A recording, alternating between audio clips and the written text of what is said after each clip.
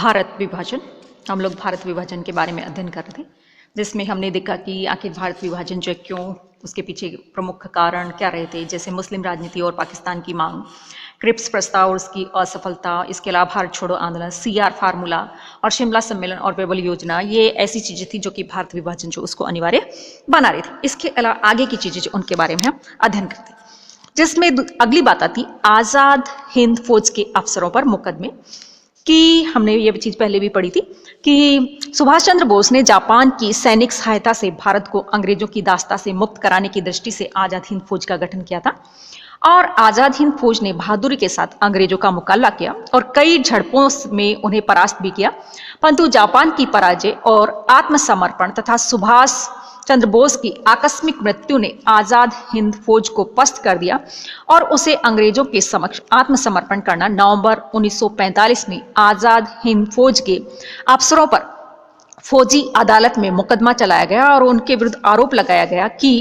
जापानियों की कैद में बंद भारतीय सैनिकों पर जुल्म कर उन्हें आजाद हिंद फौज में सम्मिलित होने के लिए बाध्य किया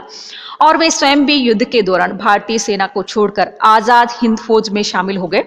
और यह मुकदमा दिल्ली के लाल किले में चलाया गया और अभियुक्त थे आजाद हिंद फौज के chief of staff colonel Shahnawaz Khan, captain Dhillon और लेफ्टिनेंट सहगल। यद्यपि कांग्रेस और बहुत से भारतीयों को सुभाष द्वारा अपनाया गया रास्ता पसंद नहीं था, परंतु सभी लोग आजाद हिंद फौज के अधिकारियों और सैनिकों को देशभक्त समझते थे। इसीलिए मुकदमे का समाचार सुनकर भारतीय जनता उत्तेजित हो गई और कांग्रेस ने जनता की ओर से इन आजादी के दीवानों के पक्ष में मुकदमा लड़ने का निश्चय किया और देश के बड़े बड़े श्रेष्ठतम वकील बैरिस्टर निशुल्क इस मुकदमे की पैरवी के लिए आ पहुंचे। पंडित जवाहरलाल नेहरू ने 30 वर्ष के बाद में वकील की अदालती पोशाक धारण की और लाल किला गए और सर तेज बहादुर सप्रू, भूलाबाई देसाई तथा अन्य विधिवेताओं ने अभियुक्तों के पक्ष में उच्च कोटि के तर्क दिए, लेकिन सैनिक न्यायालय में तीनों को लंबी लंबी सजाएं दी गई। मुकदमे का फैसला सुनते ही अधिकांश भारतीयों ने एक स्वर में ब्रिटिश शासकों की इस कार्रवाई का घोर विरोध किया,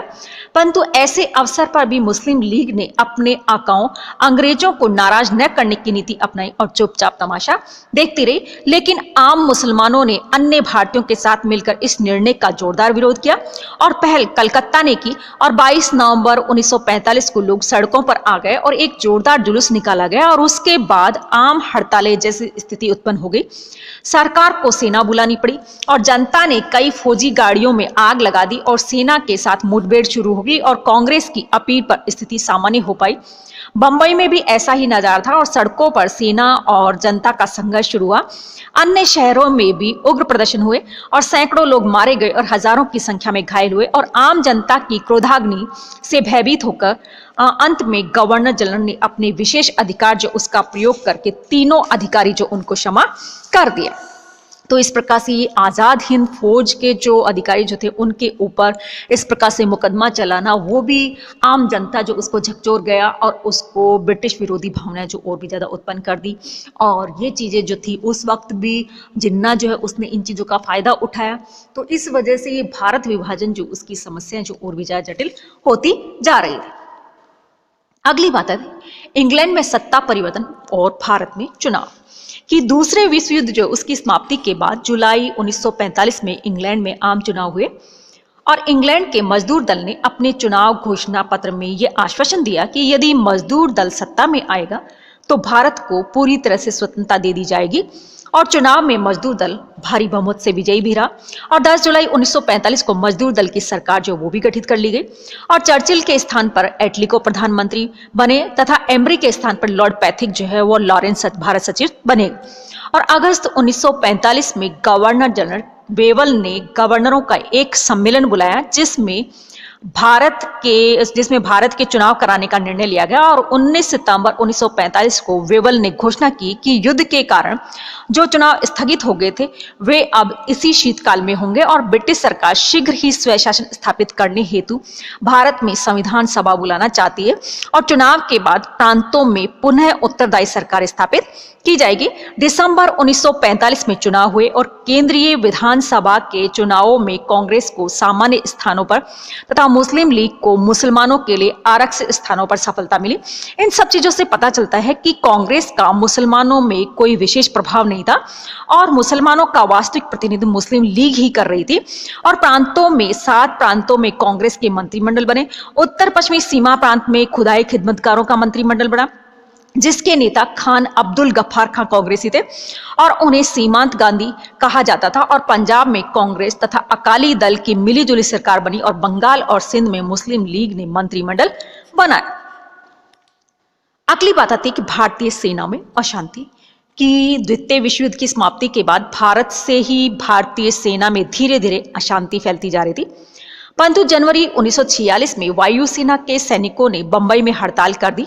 हड़ताली सैनिकों की एक मुख्य मांग ये थी कि वायुसेना में अंग्रेजों और भारतीयों के मध्य विद्यमान भेदभाव जो उसको खत्म किया जाए और सभी को एक समान माना जाए। अर्थात भारतीय वायुसेना के सैनिक, अंग्रेज सैनिक और अधिकारियों को जो सुविधाएं और अधिकार मिल रहे हैं वही किसको, भारतीय जो उनको भी मिलने चाहिए। और दूसरी बात यह थी कि सेना से छटनी किए जाने वाले सैनिकों को काम देने की व्यवस्था की जाए। परंतु हड़ताल का तात्कालिक कारण यह था कि भारतीय वायुसेना के साथ एक अंग्रेज अधिकारी का दुर्व्यवहार था और ब्रिटिश अधिकारियों ने समझदारी से काम लेकर इस हड़ताल को अधिक व्यापक नहीं बनने दिया और भारतीय वायु सैनिकों को संतुष्ट करके हड़ताल जो उसको समाप्त करवा दिया। इसके कुछ दिनों बाद में ही सेना में सशस्त्र विद्रोह जो वो उठ खड़ा हुआ और भारतीय नेताओं के भारी दबाव के बाद ही 9 सैनिकों ने आत्मसमर्पण किया और भारतीय सेना में व्याप्त असंतोष से ब्रिटिश सरकार को विश्वास हो गया कि अब सेना की सहायता से भारत पर अधिक लंबे समय तक खड़ा रहना ठीक नहीं है और अभी तक भारतीय सेना की सहायता से अंग्रेज जो थे भारत जो उसमें शासन करने में सफल रहे। अगला आता है किसान मजदूर संघर्ष की स्वतंत्रता की प्राप्ति में 1945 से 46 के दौरान हुए किसान मजदूरों आंदोलन जो थी उनकी बहुत बड़ी भूमिका थी, क्योंकि उनके संघर्ष ने अंग्रेज शासकों में इस विश्वास को सुदृढ़ बना दिया कि अब भारत पर शासन करने का समय जो वो निकल चुका है। और इनमें से 3 संघर्ष काफी महत्वपूर्ण थे, जैसे तेलंगाना के किसानों का विद्रोह, ट्रावनकोर रियासत में पुन्ना प्रवाह वायालार के किसान और मजदूरों का संघर्ष और बंगाल का तेभागा आंदोलन। इन सभी का हम पहले भी पढ़ चुके, लेकिन फिर भी इसी प्रकार से कहा जाता है कि ये जो संघर्ष जो थे महाराष्ट्र में वर्ली किसान और 1946-47 के दौरान अपना संघर्ष चलाया और स्वतंत्रता प्राप्ति जो उसके पूर्व के कुछ महीने में मजदूरों की संघर्षात्मक गतिविधियां जो वो उससे परिपूर्ण रहे और 1946-47 के दौरान के ये संघर्ष पहले की अपेक्षा और भी ज्यादा उग्र हुए। और जुलाई अगस्त 1946 में दक्षिण भारतीय रेलवे के मजदूरों ने हड़ताल कर दी जो कई दिनों तक जारी रही और सरकार ने इनका दमन का सहारा लिया और कई लोग मारे गए और सैकड़ों बंदी बना लिए गए। अंत में अंतरिम सरकार के रेल मंत्री आसफ अली के आश्वासन के बाद हड़ताल समाप्त हुई और अगस्त 1946 में कानपुर के कपड़ा मिल मजदूर और चमड़े के कारखानों के मजदूरों ने हड़ताल कर दी। फिर कोयला खानों के मजदूर और कालार सोना खान के मजदूर, नागपुर के कपड़ा मिल मजदूर, कोयम्बटूर के कपड़ा मिल मजदूर जो उन्होंने हड़ताल कर दी। कुल मिलाकर 1466 यानी कि हड़तालें हुई और इन हड़तालों ने अंग्रेजों की शासन व्यवस्था को अस्त व्यस्त कर दिया और उन्हें लगा कि अब भारत पर उनका नियंत्रण ढीला पड़ता जा रहा है और उनकी शासन व्यवस्था जो वो अस्त व्यस्त हो रही है और उन्हें लगा कि अब उनका नियंत्रण ज्यादा लंबे समय तक नहीं चल सकता, इसलिए शासन जो किसको, भारतीय जो उनको दे देना चाहिए। अगली बात आती कैबिनेट मिशन कि एक तरफ किसान मजदूरों का संघर्ष और दूसरी तरफ भारतीय सेना में व्याप्त असंतोष ने ब्रिटिश प्रधानमंत्री एटली को विश्वास दिलाया कि अब सैनिक शक्ति के बल पर भारत पर शासन करना संभव नहीं होगा, क्योंकि दूसरे महायुद्ध ने स्वयं इंग्लैंड की सैनिक शक्ति और आर्थिक स्थिति जो उसकी कमर तोड़ दी थी और भारतीय सेना की वफादारी जो उसके ऊपर भी अविश्वास नहीं किया जा सकता। इसलिए 15 मार्च 1946 को एटली ने ब्रिटिश संसद में भारतीयों के आत्मनिर्णय के अधिकार जो उसको स्वीकार करते हुए भारत के राजनीतिक गतिरोध को दूर करने के लिए एक कैबिनेट मिशन भारत भेजने की योजना बनाई थी और यह मिशन 24 मार्च 1946 को दिल्ली पहुंचा और मिशन ने भारतीय नेताओं से काफी दिनों तक बातचीत की, परंतु जब लीग और कांग्रेस में कोई समझौता नहीं हो सका तो मिशन ने 16 मई 1946 को अपनी तरफ से एक योजना पेश की जिसे कैबिनेट मिशन योजना जो उसके नाम से जाना जाता है। शुरू में मुस्लिम लीग ने योजना की दोनों बातें दीर्घकाल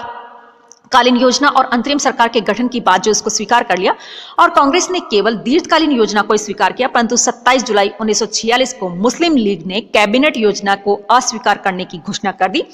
और 8 अगस्त को कांग्रेस ने पूरी योजना को स्वीकार करने की घोषणा कर दी। इस पर 12 अगस्त को गवर्नर जनरल ने पंडित जवाहरलाल नेहरू को अंतरिम सरकार गठित करने के लिए आमंत्रित किया और लीग ने अंतरिम सरकार में शामिल होने से मना कर दिया और 16 अगस्त 1946 को लीग ने सीधी कार्रवाई करने का आदेश जारी कर दिया और लड़कर लेंगे पाकिस्तान के नारों के साथ ही कलकत्ता, नोआखली और बिहार के कुछ क्षेत्रों में भयंकर लूटमार, आगजनी, कत्ले आम की वारदातें और लगभग 7,000 लोग मारे गए, 15,000 से अधिक घायल हुए। 2 सितंबर 1946 को पंडित जवाहरलाल नेहरू ने अंतरिम सरकार गठित कर ली और 15 अक्टूबर को मुस्लिम लीग ने सरकार में शामिल होना स्वीकार कर लिया, परंतु लीग के इशारे पर सांप्रदायिक दंगे जारी रहे और अंतिम सरकार इन्हें रोकने में विफल रही और कांग्रेस को विवश होकर देश का विभाजन जो उसको स्वीकार करना पड़ा।